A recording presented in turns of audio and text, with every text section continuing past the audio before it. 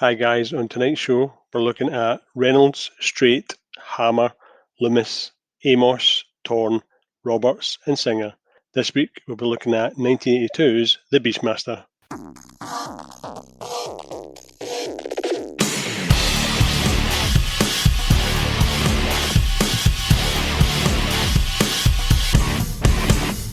Hello everybody and welcome to this week's instalment of 100 Things We Learned from Film. I'm one of your hosts. My name's Mark Plant. Hi Mark, and I'm John. Hi John.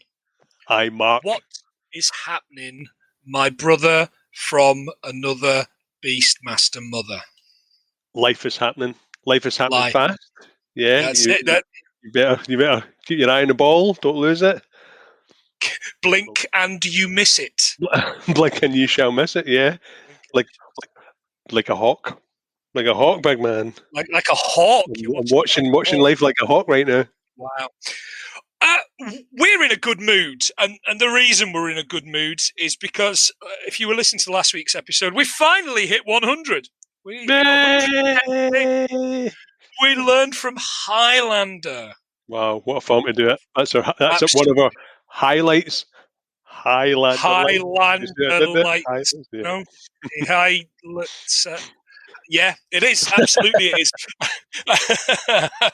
And we picked up loads of things, tons of things, and only afterwards did I think of about 6 or 7 other things specifically related to the making of the film that I wish I'd been in instead of stupid stuff about 1786 or whatever it was.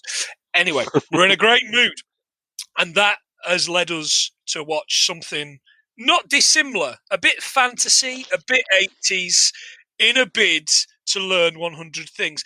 By now, if you've listened before, you know how this works. John watches it, I watch it. We both come up with a list of 70 things. That's right, John, 70, not 17, which is probably a bit more like how it worked for this one. Yeah, this one is definitely. I'm on 7. Oh, wow.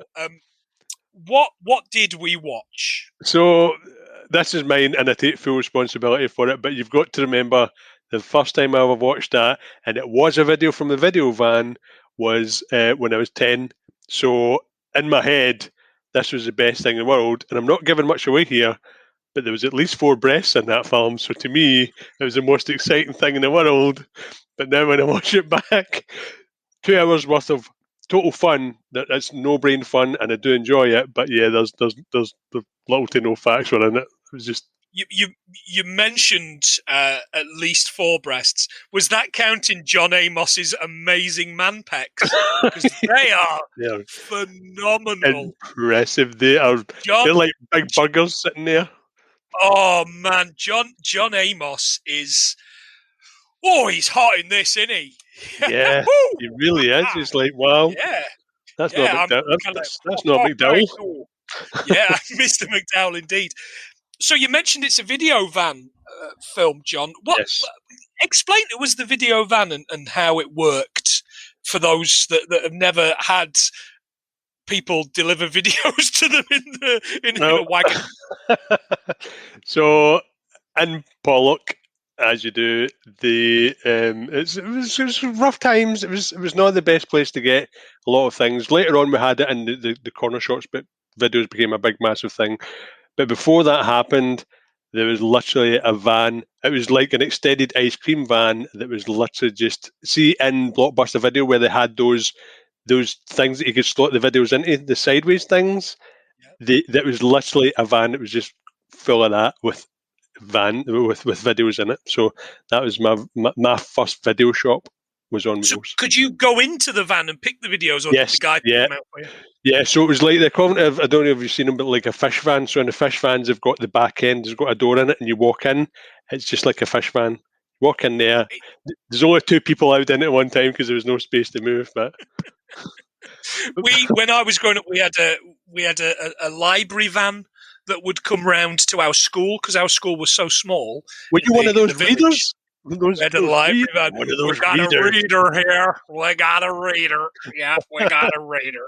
We never had that. I haven't read anything that's not science fiction, I think, in about 15 years.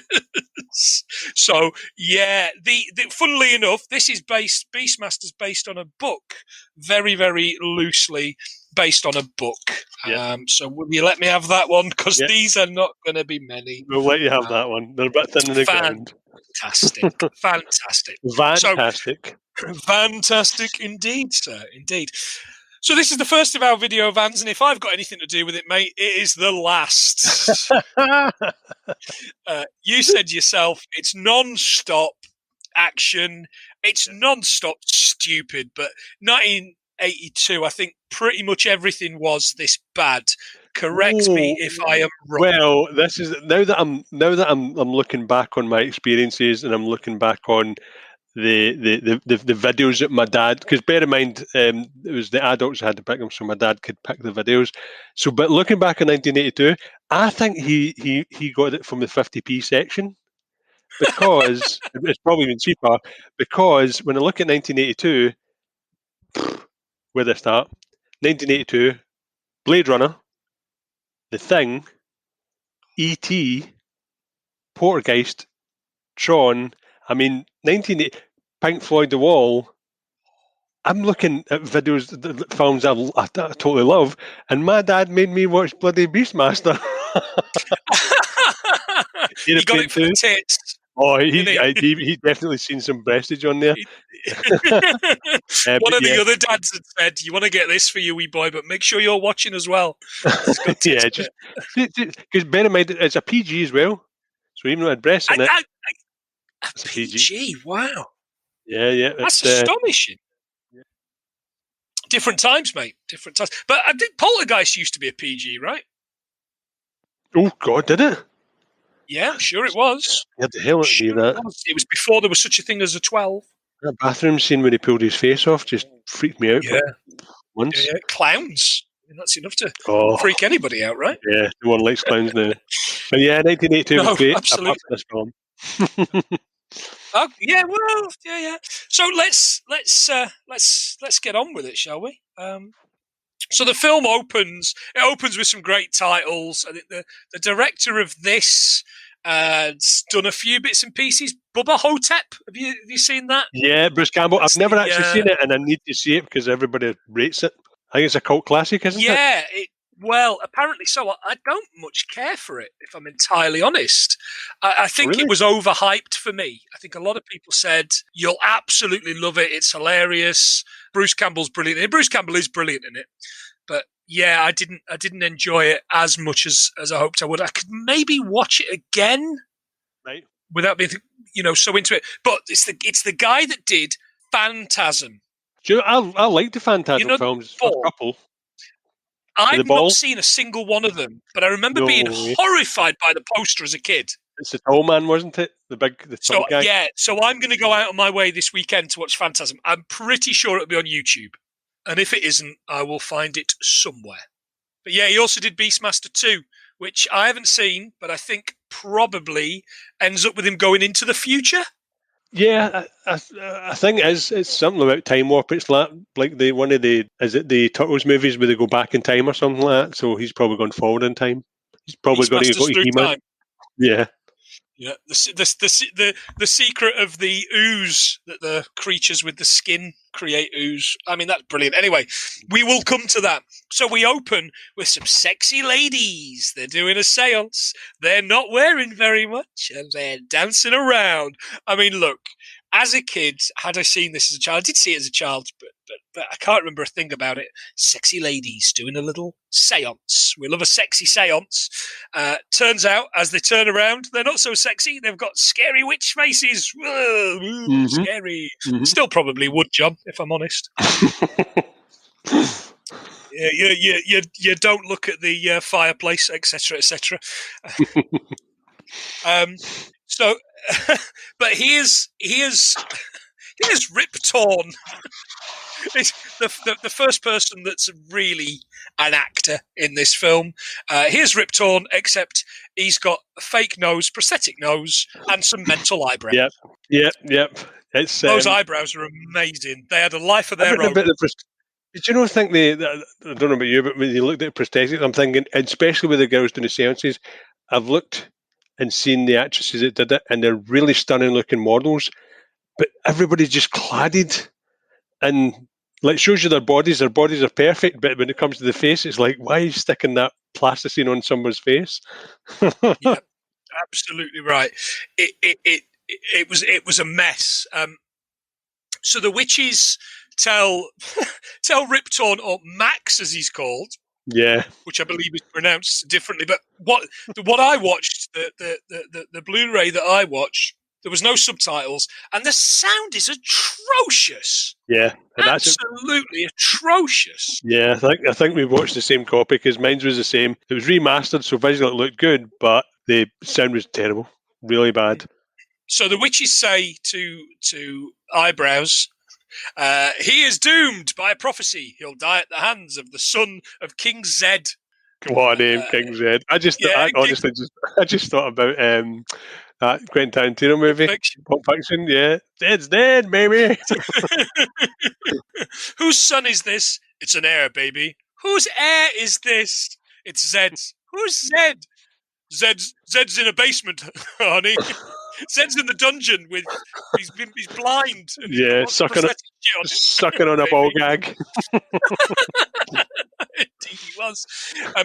So Zed's wife is pregnant with the child, and allegedly this is the child that's going to kill them. Yep. Max decides. I keep calling him Max. It's not. I've written it down as Max, and it's written on the thing I'm reading off of here as Max, but I think it's pronounced. It's Max. Max. Max. Is it Dutch? Max. To the max. He's praying to R. There's a lot of stupid names. Everyone's called Dar, Gar, Max, Car, Par, Fad, Philly, Booley. Echo. Yeah, he's praying to R as a god who wants a sacrifice, and he's decided the king's son will be the sacrifice, and two birds, one stone. He can kill the kid, and the kid can't kill him. Yes, brilliant. Yep. Here comes King Zed. With his guard, Seth, who is the fantastic John Amos. He's brilliant in it, isn't he? So good. Yes, he's actually alright in this as well. He's really good. There's only two people in this that are actually really trying. And I think that's John Amos and Rip Torn. Although you could argue Rip Torn isn't. But I read a few things about how keen he was on how he played it. So he was going to play it as was it a vulture or a turkey? Or Turkey vulture, apparently. Vulture. The prosthetic nose was his idea. Wow, that's we'll add that to the very short list of shit we've picked up from this film. So we do two. Well, that was two, so we're on three, John. And although that's probably where it went. Go on. I'm going to be honest with you. Every time I heard, even though the main titles were just static pictures of birds and various tigers and stuff like that, I don't know about you, but did you think the music sounded a bit? Oh, hang on, it could have been a rip-off of Battlestar Galactica. I did think that. I absolutely thought that. Yeah.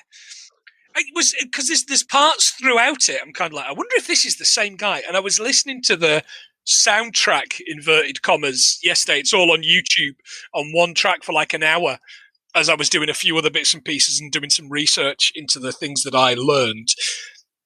And I thought, this is really familiar, but I can't put my finger. Yeah, Battlestar Galactica. Yeah, Battlestar Galactica. As soon as I seen it, I could just see that bloody ship. I'm like, that's Battlestar Galactica.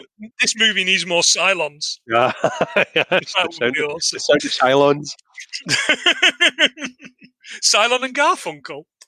There's a Futurama reference. Nice. So they decide to. I think King Zed looked like Graham Chapman from Monty Python. Oh yeah, because he's got one of those sort of Chapman-esque faces, but his wife is a bit haughty, wasn't she? Yeah, she was. Yeah, they banish him, and the witches. This is really weird. So there's like a cow.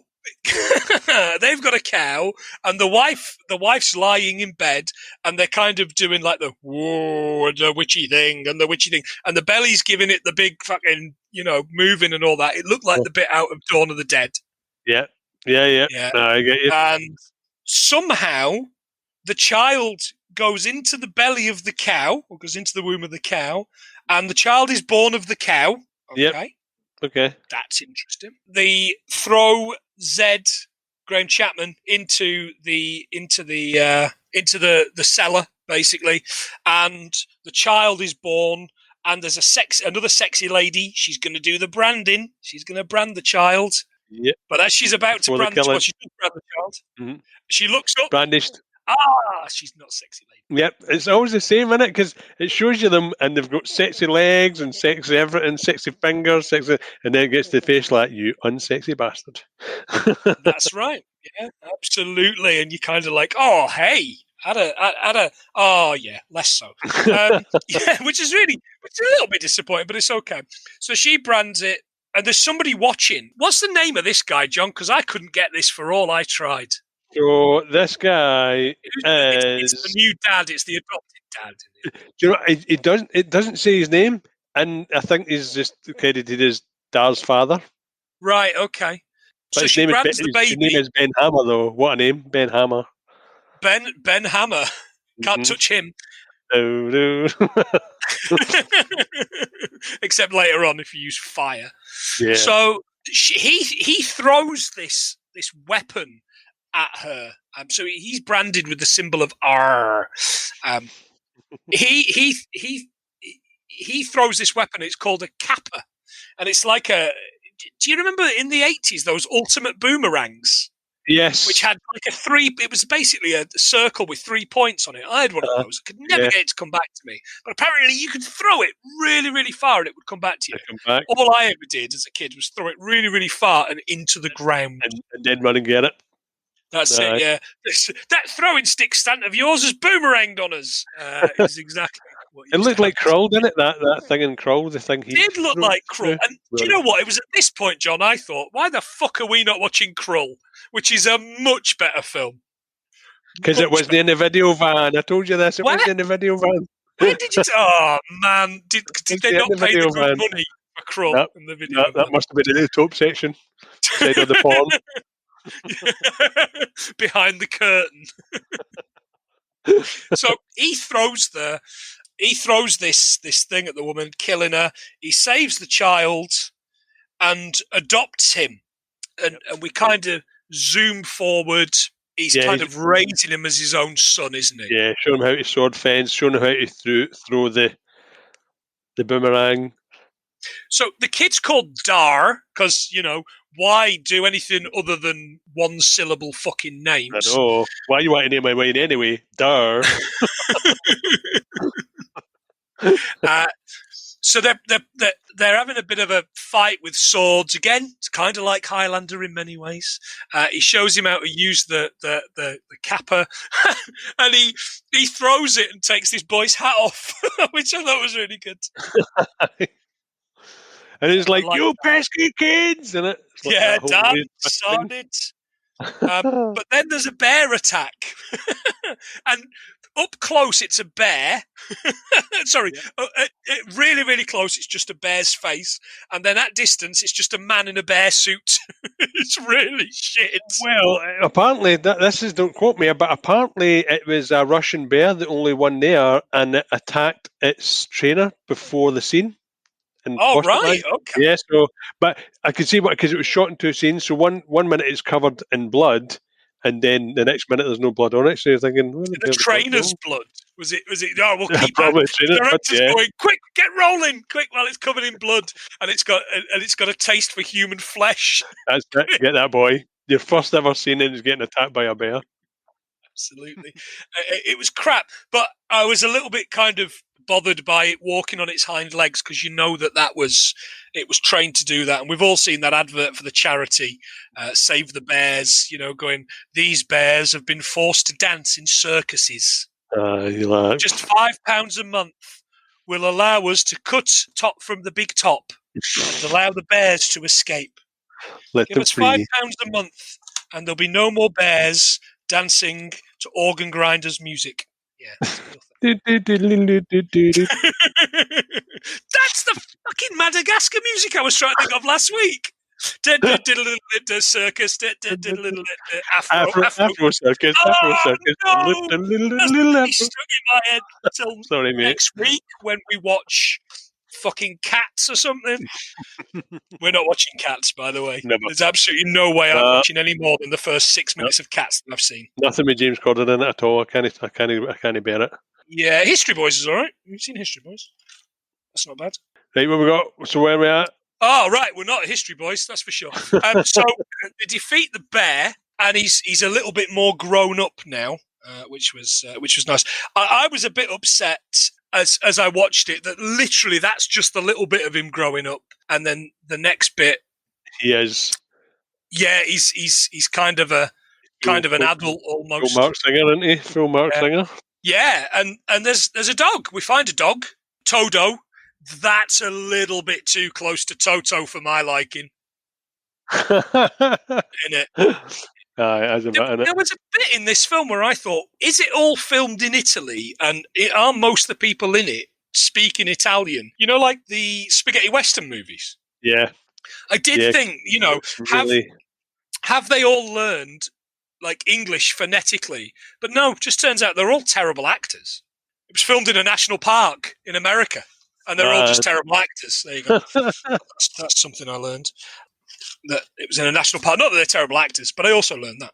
It was really bad. So, we're going about daily life, and here comes a man on a horse. I think it's the fucking Kurgan from Highlander. Here we go again. Horns. Like, it looks like he's wearing like a goofy hat or something. It looks like a moose. Just like a moose. Yeah. He's loose about this hoose. This is a jar, isn't it? The jar. Is it the jar? The jar? Yeah, possibly. The Juns. They're the Juns. Yeah. And they're... They just go in and just start chibbing everybody up, didn't they? Absolutely out of nowhere. And I have absolutely no idea why. So they just come in and start killing everybody for no reason. It doesn't look like they steal anything. They just murder everybody. Not even. I was really disappointed. One pair of breasts. There was, some naked lady running by. Yeah, that was it. So they weren't even taking advantage. They were just killing everybody. Now, there was a group of kids. We don't know what happened to those kids, but they're probably stuck in a pole somewhere. Oh well, after everybody's dead, and I mean everybody. Except for Everybody's dog dies. Including the dog. Oh, I was heartbroken. Well, he gets pulled to safety by the dog. But did you notice at one point when he's getting dragged along, the dog sort of tries to grip it, but it's trying to grip it, he's still getting pulled along. So it's obviously people just pulling him along the floor, which obviously a dog hasn't got the strength. The dog's trying to get another grip, but instead of that, it just keep pulling him. So as the dog's trying to rebite, it's like it's getting dragged along. Poor bugger. See that? That's brilliant.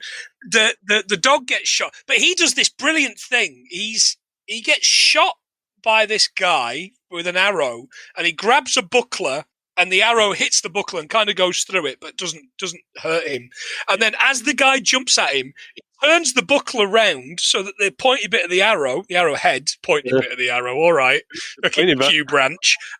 He falls onto it. And that kills him. I was like, that is some smart thinking. That's very good. You see him actually pushing it back through, even though it's plugged into him, he's pushed it in. So the business end of the arrow, we'll call it. The business end of the arrow. The business end, absolutely. And they all get killed. The dog drags him to safety, of course, as you mentioned, kind of does. It takes him a fair bit, though, because if you look at the scene of the village, it's just a raised village in a circle with no foliage around about it, and then the next minute he's getting dragged into some kind of forest. You're thinking, I know, absolutely, that's miles. I've made short films before. It's dead easy to just change the bit that you've filmed for the next scene. He wakes up, realizes the dog's deed. Ken Dodd's dog's deed. Ken Dodd's dad's dog's deed. Did he know doggy? I think it might be the second time we've mentioned that in the first 15 episodes. Yeah, absolutely. He goes back to the village to find that they are all 100% done. I mean, they've all been burnt.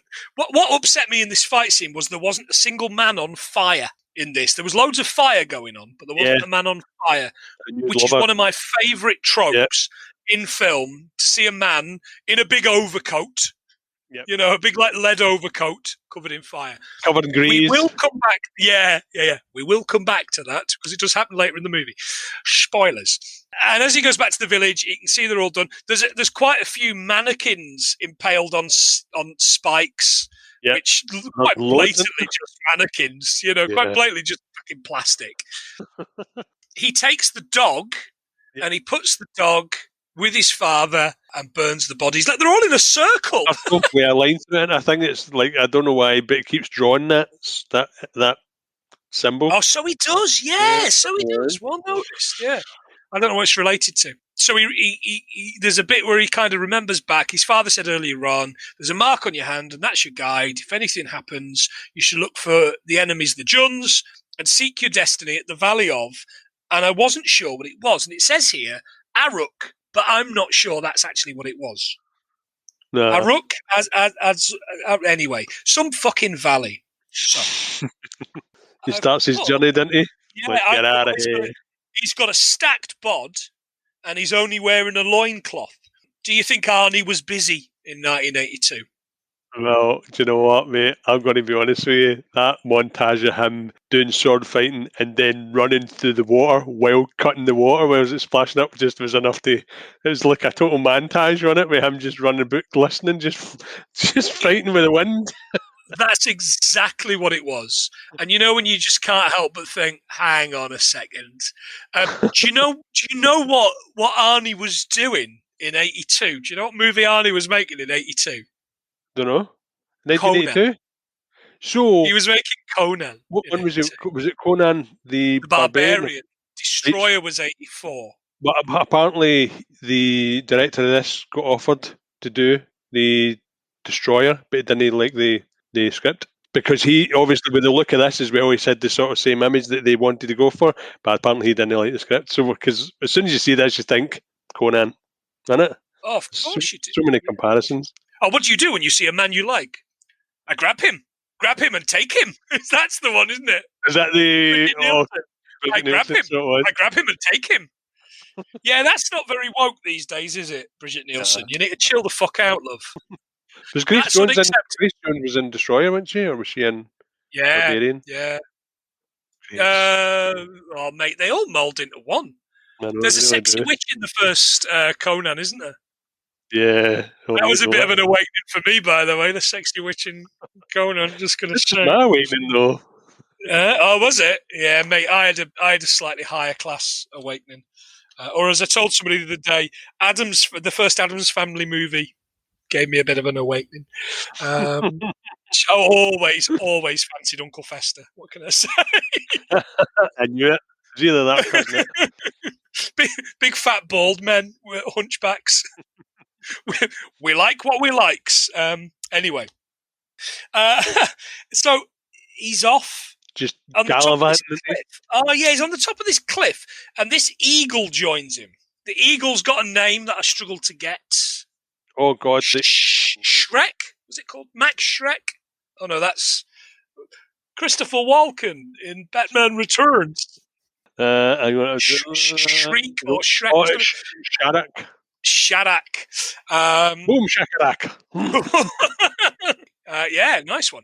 Yeah, so Sharak is this eagle, and we find that all of a sudden he's got this connection with this eagle, and he can see through its eyes. His eyes, yeah. And all I could think was, I tell you what, that Assassin's Creed Odyssey's got some explaining to do, haven't they? I know. Where'd you get that bit? Exactly the main bit. One of the main things in Assassin's Creed Odyssey. So he can see through whatever that's doing. I've put, he's having a swim, and he's doing the sword bit. Two ferrets run and grab his gear and run like hell. Yeah, and these things, it turns out, because it took me some looking up, because I wasn't 100% sure. These things are ferrets. Right. And you know what, John? I like an animal actor as well, you know. So let me tell you a few things about ferrets. Apparently, they spend 14 to 18 hours a day sleeping, just like my cat, Colin Robinson. The average length of them is 20 inches, just like you. As you do, yeah. And they're carnivores. They eat whole, small prey. There you go. So Right. they're used for hunting rodents, which is also known as ferreting.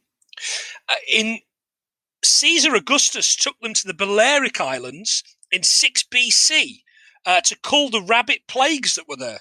And I would assume while he was on the Balearic Islands, they also went clubbing, you would think. Rude not Possibly to space. Yeah, absolutely. As that's the only club I know in Ibiza. In England in 1390, it was made illegal for non-wealthy landowners, i.e. scum like us, to hunt using ferrets. Only if you owned land that was worth 40 shillings or more. That's why I only use bull mastiffs. Indeed. The rabbit's fucked. What, proper fucked? Aye, proper fucked. Not an episode. Snatch. The golden eagle, by the way, which is what Sharak is native a native of Eurasia, not to be confused with the band that sang A Little Respect. Is it one of Andy Bell's? Andy Bell needs more mentions. He really does. What a nice guy he is. And North America. Its wingspan is between 6 and 8 foot. Sorry, John. Oh, no, sorry. I was just going to say that eagle was prone to not flying during shoots, so they had to drop it out of various things from a great height. Seriously, just like take it up in a plane. I think they had that. Go, right, you prick. Boot it out the window. Boot it out the cargo bay. I think they had a hot air balloon with a trapdoor in it, and had to sort of just have it sit, because it would just sit there, and they would just release it, and it would need to fly. So that was. Do you think he sat in the hot air balloon going, "This is fucking brilliant"? This is, look at all those other. I'm so lazy. Yeah, look at all those other golden eagles.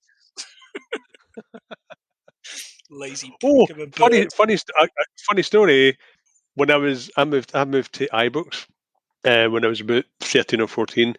When it got there was a biscuit factory, just like for not recycled, but they would just take all the broken down biscuits to this place. And I have sat and wondered for weeks what this place was, because it always smelled of really rotten things. One day I walked by and there was an 8-seater old car. I think it was a Cortina, and it had a golden eagle in it. So people would actually go there to get feed for their animals. So some guy had a golden eagle sitting in the back of this massive big 8-seater car, or 7-seater, sorry, 7-seater. Okay, that's one of the more random things I didn't expect us to do. So what you're saying is that they enjoy eating biscuits.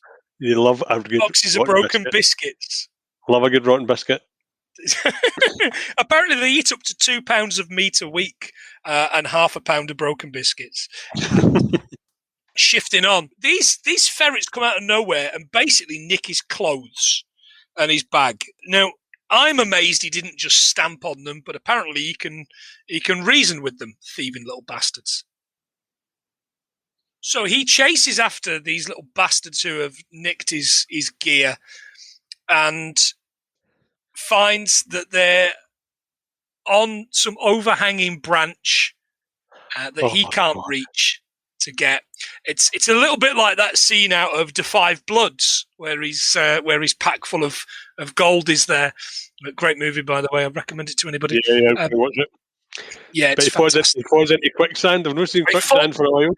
Well, it's funny. He does. He falls into quicksand, and I learned about quicksand. So quicksand is a liquefied soil that cannot support weight. According to a 2010 article, almost 3% of films in the 60s had quicksand in them. Wow. It is impossible for a human to actually sink entirely into quicksand. It has the density of 2 grams per milliliter, whereas humans have a density of 1 gram per milliliter, except for me, because I'm really fat. Wow. So all those Tarzan episodes and movies lied to us, big man. Yeah, it's all bullshit, mate. Yeah, it's all bullshit. To get out of it, here you go. Make a note of this, listeners. To get out of it, you're meant to move slowly, wade slowly, and then get yourself into a floating position on your back, and then basically swim your way out of it. I've said it before and I'll say it again. This podcast is a public service podcast. Yes. We will make sure that you are looked after. No We're matter saving what. lives. We're saving lives. We daily, weekly, we're saving lives. Absolutely saving lives. So he falls into the quicksand. He manages to get himself out, but one of these little rats falls in. Yeah. He grabs in and he saves it out of the thing. But I'm just going to say now that I don't think I watched the credits, but I didn't watch to the very, very end. But I'm pretty sure there isn't one of those Humane Society of America stickers at the end of this, because that looked like it would just been dunked in some sludge when he pulled it out. That rat was not looked after. It was not. There was a few of them as well, because even though there was 2 of them, but apparently they went through a fair few ferrets to get it all done. So yeah. So like they do with child actors. Yeah, I don't need that. We'll get rid of that one. But he named it, didn't he? So once he was laying back with his loincloth hanging open, shouting, "I shall name you Kodo." Kodo and Podo. Kodo, I know. That's what they're called. Kodo and Podo, which at least is a little bit better than the others. He then discovers a couple of bad uns that have tied up a tiger, like a black tiger. Oh, a panther named Roo. So that's maybe a panther, by the way. Yeah, but it's quite blatantly a tiger painted black. Yes, and you can see its snout now and again. Stripes on it. Yeah, but now and again you can see. I'm like, oh my god! Now they could not get away with that nowadays, because apparently when they asked to do it with, it was either a panther or something else. Who says they were not trainable, so they did it with the painted up tiger. Jesus. Too old. The panther is cannot be trained. Can never be a Jedi. It's in its ways. It's set in its ways. I looked into black tigers. They're technically not a thing, and this was a tiger painted black, as we've just discussed. In 2014, though, a black tiger was born in a zoo in India. It's the second to have ever been born into captivity. Wow. Not tiger, black tiger, obviously, which I thought was quite interesting. So he saves that, and that's another thing. So he's got it all, and he says, eyes, cunning, strength. Now I have my eyes, my cunning, and my strength. And all I could think was Boris Johnson, hands, face, space. Face. Yeah. Tell you what, I'd love to set a fucking black tiger on Boris Johnson. In fact, he looks like he's already been mauled, doesn't he? Yeah, every day he looks like he's mauled. He has done everything he can at this point. He was on the news recently saying, we've done everything we can to make sure the economy hasn't fallen into the gutter, because that's all you care about. Yeah, travelled to Scotland for no reason. Oh, yeah, well, that was only this week. Yeah, absolutely. He comes across a waterfall. Ladies this is why I recommend this film. There you go. Jesus. And they're not witches. They're not witches for once, which is nice. He sends the rats to gather their clothes, which is a bit Me Too as far as I'm concerned. And the cat, he uses the cat to pretend to attack. I've put Me Too arsehole. Yeah. But it's the way it's like, how can I repay you? And it's just the way he just grabs him, kisses him, like, that's just no right. Yeah, he says, you owe me your life. I'll take this as payment, and grabs her and kisses her. She's called Kiri. She doesn't have a delivery service. That's Kiki. And she is a slave to the priest of the Temple of Ra. Yeah. She's Tanya Roberts. She is Tanya Roberts. Hey, what a lovely lady. She died earlier this year, John. She died this month. As of recording, anyway. Last month was publishing. Yeah, which I believe she was only in her early 70s, which is a shame. And she's stunning, though. Those eyes are amazing. Yeah, absolutely. She says, "You'll do well to forget me." And, I'm a slave. She's got the whip marks. She says, "That's no way. You've been whipped like a beast. I'll protect you." And she's like, "No, you won't." Anyway, she's off. She's got a job to do. So he sees this tree on a hill in the dark. This is beyond mental. And I've seen both of those Ewoks movies, right? he, he goes up to the he goes up to the tree, and there's a man in like a cage attached to the thing, and there's a bubbling pot. Cauldron, yeah. Yeah, he goes to the cauldron, smells it, doesn't smell very good, but uses like the ladle, and there's a human head in it. I was like, "Whoa, that's pretty good." I love the way he offered it to the black duck tiger. He's like, "Here, you try something." The tiger's like, "Oh, bolt your rocket, I ain't touching that." Yeah, I'll survive, thanks. So he goes and he saves the man from the cage, and as the man from the cage is escaping, basically this skin monster with like skin wings turns up and envelops him in its wings, and all of a sudden he turns into green goop and bones. Yeah, because you just see his feet and it's just green goo all the place. Nah, you're in for it. Like, that's scary. Yeah, that's the bit that freaked me out when I was younger. Not the breasts. That's probably my favourite bit of the whole film. And there's boobs in it. And that is still my favourite bit.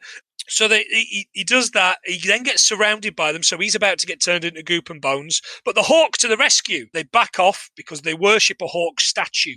And I've put, looks like Deadpool in a skin overcoat. Gives him a medal with a hawk on it. Yeah, it's like a get one free medal. One free favour. Yeah. Next time you need helped out, give us a shout. And then it puts the lotion on its skin, or else it gets the hose again. Nah, that's a lot of skin, though. That's a lot of skin. Oh yeah, absolutely. Jesus. Lotion in the bad game. We go to this village. He's on this hill. Look at this village, but he is next to the village, and it's a model village. He is right next to this thing. He's not far away.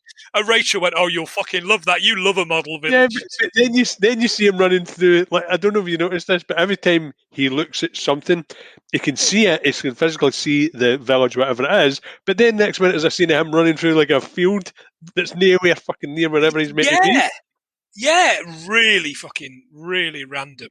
Funny random though. Oh yeah. So at this model village, it looks like Camelot. It's only a model. He crosses what I've written is a moat of arse. Yes. It's like some bubbling arse moat. It's the bog of eternal stench. From, That's exactly what it is. Labyrinth.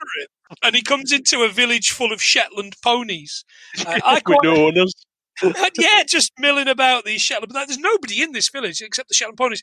I made a few notes, John, because I don't really like horses. There's something about horses. I think horses are generally owned by people that think they're better than I am. So I don't really like them. But I quite like Shetland ponies because they're like pit ponies, aren't they? And I'm from coal mining. So they get the job done. Yeah. Apparently, they're usually up to 42 inches high, Shetland ponies, which is about the size of Kirsty, I think. They originated in the Bronze Age as a pack animal. So not like as in animals that hunt in packs, like fucking velociraptors. But yeah, you would put a pack on them. And miniature, and this is it, miniature Shetland ponies are used as guide dogs. Wow. And that's where last night, after I'd watched the remainder of the movie, I fell down a fucking rabbit hole. So I'm going to tell you some facts about trainee guide horses. Because guide horses are a thing, mate. Get yourself online and have a look. I mean, they make your dog look like the midget he is, but they're basically dog-sized horses. Apparently, the first ever trainee guide horse was called Twinkle and was trained by Janet Burles of North Carolina in 1998. Right, 1998? 1998. I then read, and I'm sorry if you are if you love horses, I'm sorry about the things I said, but do skip forward 30 seconds. In 2009, she pleaded guilty to 10 counts of animal cruelty after they found 22 carcasses on her farm of horses that were starved to death. She got 15 months in prison for this. Jesus. I wonder what they do in prison to people that starve horses to death.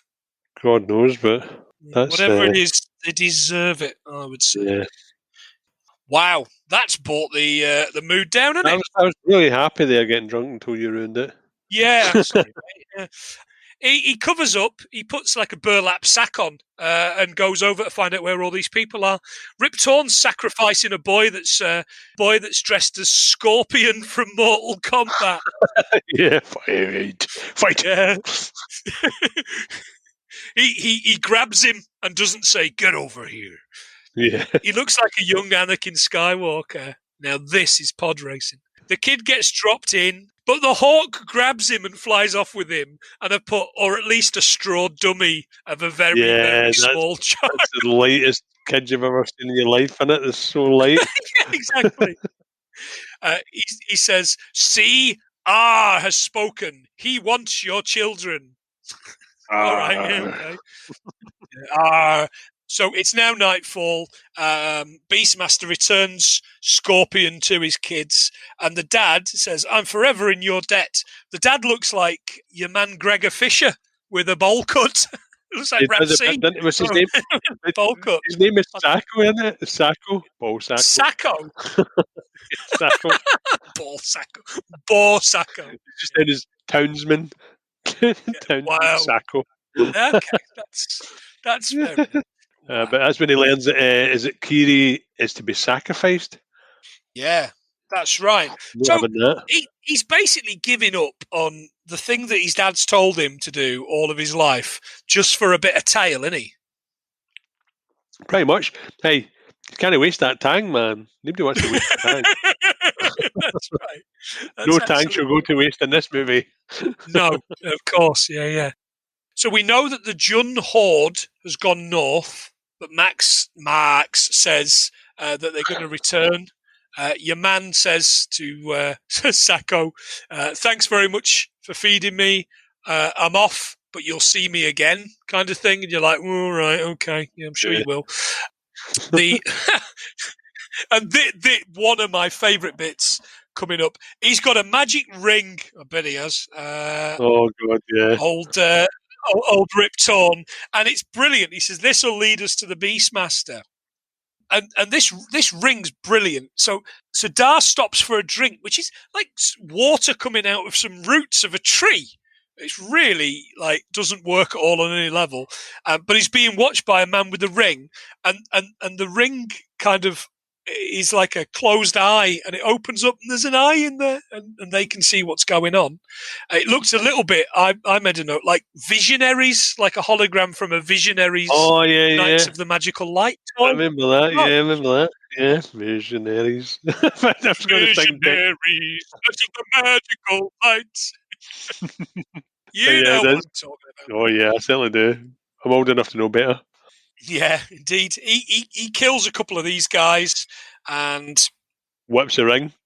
Takes the ring, and he goes. Of course, he does. Whaps it in his sack, which is the guy. Oh, this is brilliant. Yeah, he does. He puts it right in his sack. One of the guys falls in a trap, falls in this hole in the ground, and the lion tiger thing goes in there. And who's watching along? But it's Seth. It's your man, the guard from the start of the movie. Mm-hmm. John Amos. And he's got a boy with him. And and obviously that guy gets eaten to bits. The boy says something like, "Should we help him?" And he says, "Oh, life is a circle." And I thought, whoa, Disney have got a lot to answer for. It really is life. All right, Desiree. So they're pilgrims, and they're off to the temple of Arg, but they're travelling together, so he has to take the child there. And as they're sat talking with the Beastmaster, he says, "Oh, here are the jewels that Kodo and Podo have stolen." He says, "Oh, I like this one. It's the ring with the eye on." And he says, "There you go. Have the ring with the eye on." It turns out that Kerry, when he mentions Kerry is this boy's cousin. So it's the young lad's cousin. What's the young lad called, John? Because again, is it Tal? His name is Tal. There you go. So he's called Tal. Yeah, Tal. So they see. I think at some point, Kiri drops her necklace and he puts in the bag. So when they spill it out, they see the necklace go. That's right. Oh, yeah, what you did my sister's here, big man. Whoa, what's happening here? You just robbed my sister or cousin or somebody. Yeah. He wakes up in the morning sends the eagle to scout ahead.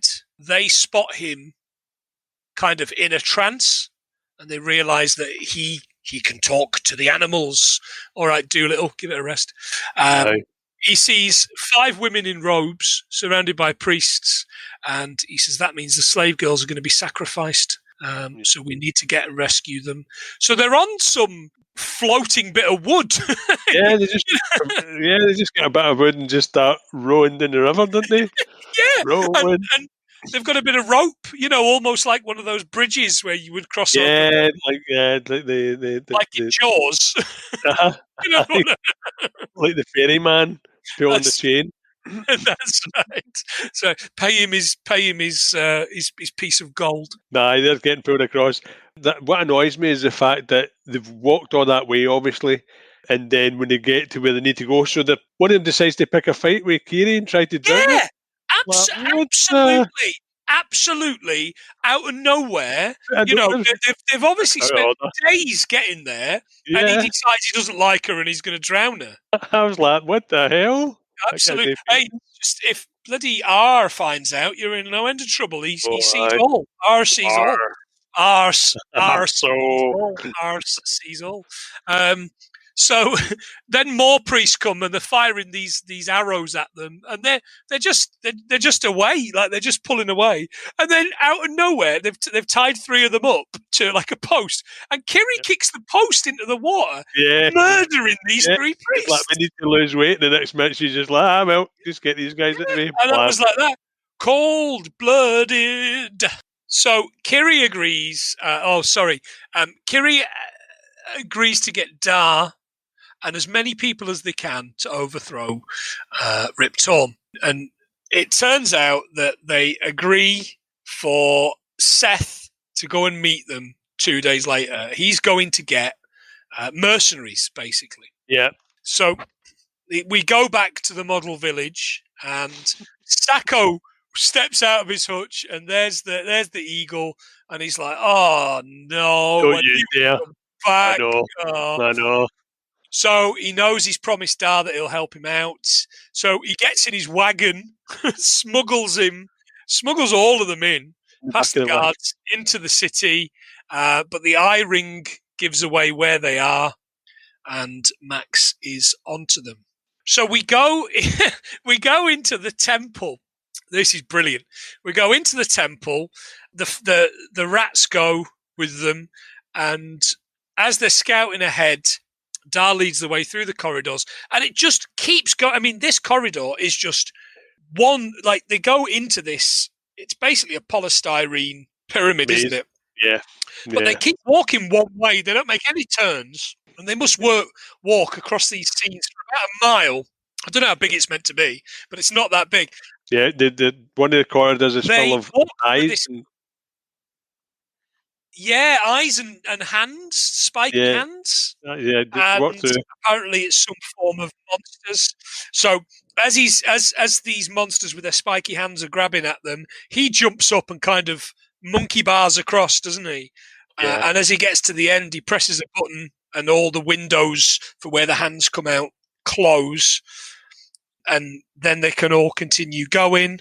As normal. I put it's one very, very long tunnel. Or they've put it's tortured men. They're tortured to the to the brink of death when they turn into monsters. Yeah, they get leeches in their ears or something like that, don't they? Yeah, it's like Wrath of Khan, isn't it? It's like Khan. They look in. Like Khan. I know. As soon as I seen it, I was like, "Oh my god, they're ripping everything off, or either everything's ripping this movie off." Well, because this was 1982, remember? Might be 84, perhaps. I'm going to have to look that up, John. Yeah, but what a rip-off then. They've ripped it off. They just beasted Beastmaster. 82. So these movies came out. Oh, right. So same idea. Yeah. You would argue that this was put together a lot quicker than a motion picture of the quality of Star Trek II, The Wrath of Khan. I realised I'm one of very few people that thinks that, but all the best Star Trek movies are even numbered. Yeah, that's the general consensus. We know the rule. We know the rule. Yeah. So we see that they're doing this to one of the prisoners, and to stop them, he lowers the ferrets down through this thing on a rope, and I've put Mission Impossible style. Yeah, to to get the keys, isn't it? And I was like, this has been used a million times. So did Mission Impossible nick this idea? Because that would be something. That's everybody's watched this movie, man. Yeah, absolutely. Yeah. Was that the first Mission Impossible movie that he did the dropping down the thing? Yeah, that was it. That was Brian De Palma? Is that a Brian De Palma movie? Oh, what do you check that now? I'm You've just ruined it. Brian De Palma. Sure is. Brian De Palma. He's made a lot of shit. Do you know Brian De Palma's 80? Jesus. Yeah, so they get that. This is really weird. So they kind of get the keys, but your man is turned into a monster. The monster mauls the bad guys as they're trying to kill the little rats. And ferrets, we can't call them rats. You know. The monster awakens. I put the monster awakens to kill his tormentors, but they continue walking. They've still not made a turn. This lot, they're still walking. They're going straight forward. Yep. There's an assassin waiting around a corner. Finally, there's a corner. There's an assassin waiting around the corner, and as the would-be assassin comes out, the next shot we see is the tiger mauling a straw-filled dummy that used to be that assassin. That's exactly what happened. They continue walking forward. Guy. He's a Wurzel Gummidge. Oh, Aunt Sally. I did meet Wurzel Gummidge, you know. What?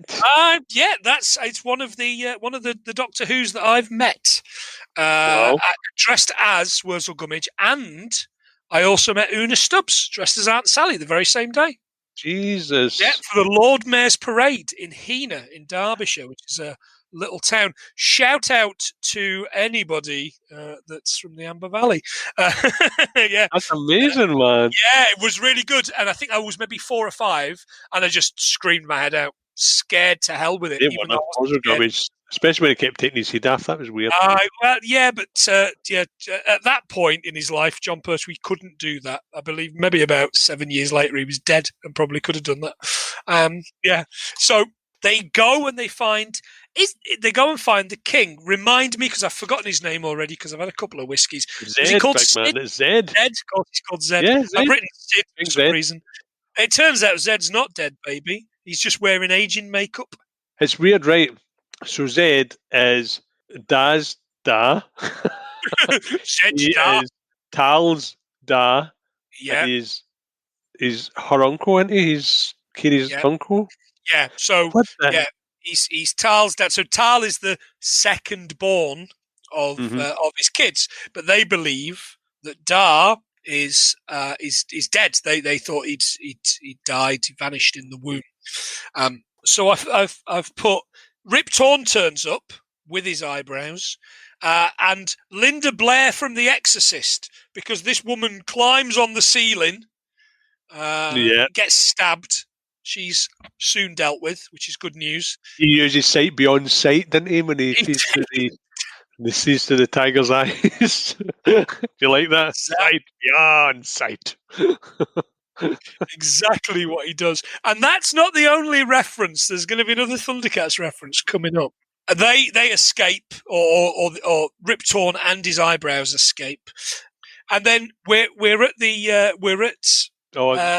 rats being chased down a drain pipe, just this pipe out of nowhere. Yeah, it's got some broken bits where you can see what they're doing. It's metal as well, and it's like proper, it's like drain pipes you get in Pollock, the old-fashioned ones that people would crack with bricks just because they thought it was funny.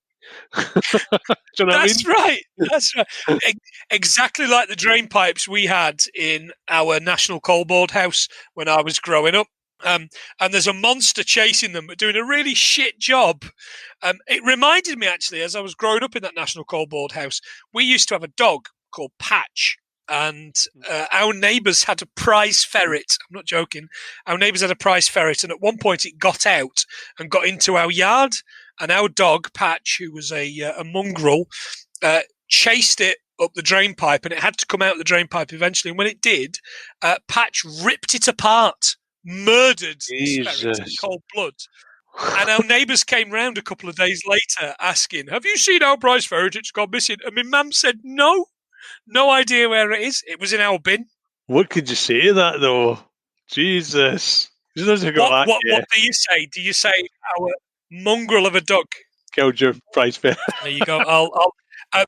My mum said, don't watch, and I watched, and it was the first dealings with death I had as a Wow. child, and I've been obsessed with it since. So, So you want to take this out the show just in case your old neighbours hear about it? no, don't fuck. Keep it in, man. Okay. Keep it in. Okay. Let them talk. Let Let the people talk. let them eat ferret. Indeed. So as they're being chased, they escape into some sort of sewers. So Zed, the kid, and Kiri escape into the sewers. There's like a water-based puzzle. Yeah, it's basically like Crystal Maze. Yeah, that's exactly what it's like. And even the massive skull was made of styrofoam, wasn't it? You can see it just bounced a bit when it was raising it up and down. Yeah, and he loosens it, and it lifts up, and they head off down into the sewers, and then he smashes it, so the thing drops down, and they can't chase them. Here are the ferrets. Man. They're back. Yeah, and he says, "Oh, you're a bit late, aren't you?" With a key, I know. So yeah, he gets chased down the pipe. Yeah, chased down the pipe by, as you say, a monster man. Escapes on a rope. How did Kiri get in there though? So obviously that was my. And I've written here, Kiri's back. How is she back? How's she back? Because he's plugged up the hole. Her in the sewers. There's no other way around, and she automatically. And it's not as if she had the rope. She runs up to him and says, "Oh, we need to go here," and grabs the rope from somewhere. So she just appears from absolutely nowhere. He's left her to her doom in the sewers, as you would any woman that you fancy. Anyway, the monster is trying to cut the rope with them on it. It's a little bit Temple of Doom. It's a little bit Temple of Doom. The eagle comes across, gets him, and he falls to his death. Pulls him out the window. I mean, a full-grown man getting pulled out the bloody thing, mate. I'm like, no. Please don't do this. They jump off the rope and land in Gregor Fisher's cart full of hay. Boom. But the gate is closed. They're about to escape. The gate is closed. They need, as he says, we need a counterweight. So the hawk grabs the ferrets and drops them onto the rope and then nibble in the rope. Now, I've made a note here about counterweights. So a counterweight works by applying opposite force. You can lift an item, sometimes heavier than required. Often used on trebuchets to fire shit. Ah, the old slingshots. We love a trebuchet, don't we? Trebuchet. Trebuchet. And as the rats are nibbling at the rope, here comes a gang of monster men. The guard finds the rats, and he's about to slice and open the gate, and one of them bites his balls. And as he falls, he slashes the counterweight rope, and it goes up. And it cuts down 3 of the people running under it. Yeah, as it drops to... Yeah, absolutely. They get back to the rebels. There's loads of them. McDowell's done a good job. King Zed's there. And he says he is a freak who speaks to animals. He doesn't like him, does he, Zed? Oh, he's a freak who speaks to animals. No, he hates him. Yeah, and he's...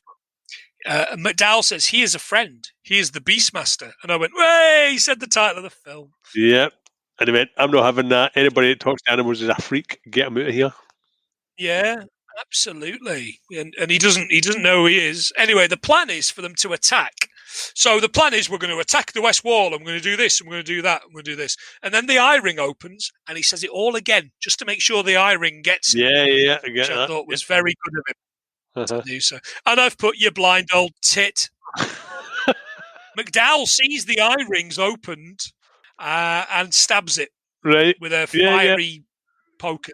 So he knows, rather than say poker, I hardly knew her. So rather than just say, "Oh man, he's heard that plan, let's do another plan," they go, "Let's just run. Let's just do a bunk." And another thing that annoyed me about the film as well, and I don't know if you noticed this, back when he was getting all the animals together, he's running with the panther, so it's blatantly him and the panther. Did you notice that they superimposed teeth onto that No. footage? Mate, you need to watch it back. There's a bit, I'll try and get the time. There's a bit where Beastmaster's running with the panther, and it's just this blatant superimposed set of teeth that are on this black mass. Get So us a whatever. get us a screenshot for the socials. I certainly will. We'll I love that. certainly will. And now you said running with the panther. All I can think is running with the panther. Yeah, that's all I can think of. Dangerous. He's rubbish, isn't he? Like, how is he even the king? Like, he's a really, really shit kid. That's why he's the king of a model village. Yeah. So Beastmaster's away. He's upset that his father, not that he knows it, won't go with his plan. And then out of nowhere, Gregor Fisher turns up with a horse, and he's gone, "They fucked it, Beastmaster. They've all been captured." Yeah, and it's just pictures of them all strung up like something out of bloody Life of Brian. That's right, yeah. And as they turn up to see them, I've put they're all dressed like the leader in The Simpsons. The leader is good. The leader is great. We surrender our will as of this date. So Beastmaster kills 5 baddies on his way up the pyramid. The rats chew the prisoners' binds, which is pretty good. There's a woman being sacrificed. He hits her on the shoulder and it knocks her out. Oh, that was Kiri. She gets hit on the shoulder and it knocks her out because, that's where if you hit a woman on the shoulder, it will knock them out. Yeah. We do not recommend hitting women. By the way, I've just got to say this because I was thinking about this because I haven't seen it in years. The Wrestler's a good movie, isn't it? Is that Mickey Rourke? Oh yeah, that was. I could see That's that was a great movie. acclaimed. Yeah, I'm sure we can learn a heck of a lot about the not as much as Highlander, but yeah, we'll give it a good go if you want to do that. You will I never love the know. fact that every time I pick a fucking movie, you're like, yeah, but not as much as the one that I picked, which is Highlander. Jesus, I can fast see the dissolution of this podcast because all you'll do is, well, it's shit that you never got as many as I did with Highlander. Even though you did all the fucking 110, baby. Oh, brilliant. And they never spoke again. How did that podcast only end up with 16 episodes? Well, it turned out that John got pretty much uppity about the fact that he'd figured out a film where he could get all the things. All the facts. Oh, brilliant. All the things. All the hangs that we learned. All the hangs. It's testament to how fucking bad this film is and how few things that we've learned from it that we're battling one another as it goes. So Rip Torn is about to sacrifice Kiri, but here's the Beastmaster. Rip Torn says to the king, your unborn son here to save the day. I've put Beastmaster and Rip Torn roll about a bit, because they do. It's proper wrestling stuff. Witchy Linda Blair's back. She stabs... I've put, he stabs an empty cape, and she flies away as a white dove. She's not really there. It's a white dove. Yeah, she's just... and never come back. I know, yeah. It's kind of like, so long, suckers! I got my wings, I'm flying. Rip Torn gets up. He's about to stab Beastmaster, and Kodo jumps at him, biting his neck. They fall into the fire. And Kodo died. And they both died, and Kodo included, and Beastmaster's trying to grab him to get him. And I've put stoats, just for another word, are not fire resistant. Yeah. They're not fire resistant. But actually, I did feel sad. Both Rachel and I felt sad at this point. Yeah, and it's not the fact that Kodo's in there, it's the fact that Kodo's on the sidelines going, yeah, doing like a little squeaky thing. Yeah. Which is, you get a moment of sadness, and then I've put, do you remember that moat of shit from earlier on? Well, here comes some baddies. How about we cover up the moat of shit with a little bit of sand, and they'll fall into it? And I've put Home Alone reacts only. That's it. So here are the Judds. They're riding. It's really badly lit. It's like that very last fucking episode of Game of Thrones. It's really shit lit, and you can't tell anything that's going on. And they eventually ride forward, and I've put they've been tarred, but not feathered, though. So this moat of shit, which is tar, not to be confused with dar or r. Or lar. Lar. Tar is derived from the roots and wood of pine. It was used to coat boats, making them waterproof back in the day. And if you mix it with linseed, it makes a varnish for wood. What? Yeah. I've always wanted to quote a boat. A motorboat. I quote a boat. A motorboat? You want a I've always wanted motorboat? to quote a boat that's a motorboat. Yeah, Oh, very good. that's best in Tanya. Kid runs with the torch. And Yeah, everybody else gets shot with arrows and he gets one wee hit. Yeah, don't do it. Public service podcast. Don't do it. Don't run with torches or scissors. It's a bad idea. He gets shot a little bit. Kiri turns up. She lights a man on fire who's been in it. Again, I'm delighted because it's a man on fire. Yep. And then drop kicks him into the tar. Blammo. They all go up on fire. Blammo indeed. Except for the Kurgan. And they're all outnumbered. So they're kind of circled. McDowell turns up at this point, and he's dressed like Panthro in Thundercats. Sorry, Liz. Wow, baby, I'm into that. That was a quick change, wasn't it, though? It was like... Yeah, absolutely. I mean, he's like some sort of... superhero? Kind of gimp outfit, yeah. It is like Black Panther's brilliant uncle. Yeah, like kind of Panthro daddy. Yeah, okay, good. And he's got his big stick, and he's fighting off with his stick. The Kurgan comes in to finish Beastmaster off. They all back off. Beastmaster's he's swinging some sort of swing ball thing. It's like that bit out of the Kurgan's swinging some swing ball thing. It's like a bit out of Shaun of the Dead. You know, where he's spinning the thing and he hits the zombie with the ball, and they're going, no! And they're doing the stabbing motion. Luckily, the Hawk had pissed off earlier on with that medallion to get the creepy skin suit monsters who come in and goop all the baddies. Man, that was a good bit. Yeah, I did like it. And that's it. And that's all the monsters. Annoying we don't find out who the masked Kurgan guy was, because I thought he'd be like a massive... Because you see it a few times, his scary eyes, but you never actually get to see the character, which kind of sucked. Yeah, he's absolutely... Yeah. So long, movie. I'm the big monster in the movie. So long. It's done. Like, yeah, and that's it. So they go back to sitting around, and he says, "What about the kid? Oh yeah, he's all right. He'll be fine." And he sees the marking on Beastmaster's hand, and he says, "It's you. You're his brother. You're the firstborn. You should be king." Yeah. And he says, "No, the kid will make a great king." Oh, because he's hurt his left arm with the thing. He'll make a great king. He has a strong right hand already. And I was thinking, yeah, that was me at that age.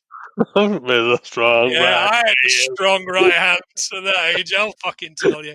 So Beastmaster's away. He's off. Yeah, sets off with Podo, who's got 2 kids, 2 baby ferrets. Oh yeah, and this was the sweetest bit. So Podo was giving birth to 2 little ferrets. Yeah, and they set off for a path to new adventures. That's right, yeah. Oh, and it was really sweet. And I've put, he's left the kid his ultimate boomerang. Which doesn't appear very much in this movie, which I'm quite annoyed about. Yeah, it's only like in at the beginning and then in at the kind of the end, which is really disappointing. It's never really used. He's off snogging Kiri, and I've written, it's your fucking cousin. Wind your neck in. Yeah, I mean, chill out. I mean, this isn't Shelbyville. And that's the movie. You looked every bit of that, didn't you? I really did. It just took me back. And it was like the quickest hour and 54 minutes of my life. I felt as if it was just gone in a blink of an eye. So even though it's an hour and 50 odd minutes of your life, I didn't feel it. I was in there. I was the Beastmaster. I was controlling my drone, which was Ram a Hawk. Brilliant. Nice. Have we got anything that any more bits of shit that you picked up from the movie? Nah, the only real big thing for me was Mark Singer back in the 80s, early 90s was so big. Bear in mind, he was the main man in V, so he was like, in my eyes, when I saw V, I thought Beastmaster, but as time went on, he totally owned that character in V. So he was, to me, he was the man. Rachel He said was to the man. me as we were watching it, she said, "We've got to watch V again." I'm like, "I've seen V twice. I don't think The I ever original need series, to see it again." The original, yeah, yeah. I don't think I eh, need to see V a third time. I do you just, know? I think a third time's one too many. Yeah, I saw it as a kid, and then I saw it maybe in my 20s, Right? roughly when I heard that they were going to do new V's, giving it the flicking the V's when I learned they were Leave, flicking the V's. leave it. It's It great. was, It's really good. That alien baby, brilliant. Great scene. it was Diana for me. I was obsessed with Yeah, Diana yeah. till she took her mask off, and I thought, "Oh, you scary bitch!" Again, without meaning to sound like that guy, still would. There's a Diana, why not? So that's a good thing to pick up. You mentioned something at the start of the movie, and it's bugged me, and I've had to have a look. You said that Kiri was David Carradine's ex-wife. It's not. She's not. She's never been married to him. The first boobs that you see at the start of the film, that's David Carradine's ex-wife, and it doesn't say Oh, right, who it is. okay. The woman running And the at the yeah in the village, in the village. It's not the first boobs, is it? Because I think you see them before. But yeah, running in the village. That's David Carradine's ex-wife. right? Apologies, I Okay. don't know which because I've googled and there's about 20 of them. David That's Carradine. okay because I was thinking to myself, man, Grasshopper's well karate chopping above his weight with that one, wouldn't he? Yeah, exactly. I tell you what else I've got. They get Toto the dog to lick his face. Do you know how they got Toto the dog to lick his face? By putting pedigree chum all over his face. Almost. I tell you what, pedigree chum's probably better by putting hot dog water on his face. Oh, that is a salty sensation right there, isn't it? Is that brine? Is that brine? It's, With the oh, brine. let's have some of that briny face stuff. Yeah, which I thought was really Right. good. Yeah. Yeah. Brine. Right. Anything more that you want to add? No, that's all I've got, mate. I'm out. Sorry. Last thing. Last thing. You know that pyramid, that bloody polystyrene pyramid they collect, Yeah, yeah. cost $52,000 to make. I read a Jeez. thing. Yeah, I read a thing last night that said, here's kind of a bit from the director's commentary. And I didn't. I would have gone back and watched it with the director's commentary because I'm sure it's a lot more fun. $52,000 it cost to make. Jesus, that's well. In saying it must have been a fair size because they were running for miles. Yeah, exactly. I did try and see a little bit actually as to how much the movie cost to make, and I honestly did not find it. I think it was 8 million it cost to make, but I didn't find out how much it actually made, which I'm very very disappointed by. But you would assume it made enough. It made its money back to do so. Do- do- Oh, well, I'm just looking through my notes here. One thing I'd missed. I tell you what, I did learn. So, do you know the thing about Rip Torn broke into a bank as an old man and said he thought it was his home and he was confused? no, I that's recommend new.